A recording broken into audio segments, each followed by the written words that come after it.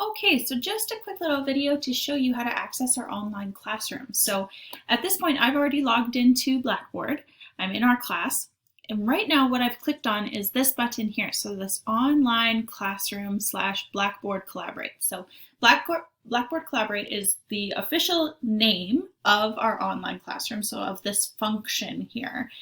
So this is what it's called. Now, every time we have a class scheduled at our particular time, what you're going to do is you're going to log into our Blackboard, you're going to click this button, and then in the center here, you're going to see our classroom.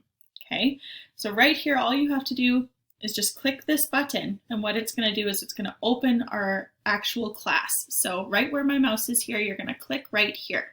Okay, there's another video that you can look at to see how to function on the inside of Blackboard, so you can familiarize yourself prior to our first day of class. Then what you can also see here is this little menu on the side, and this is where you can access the recordings of our classes as well. So right here you can see this recordings button.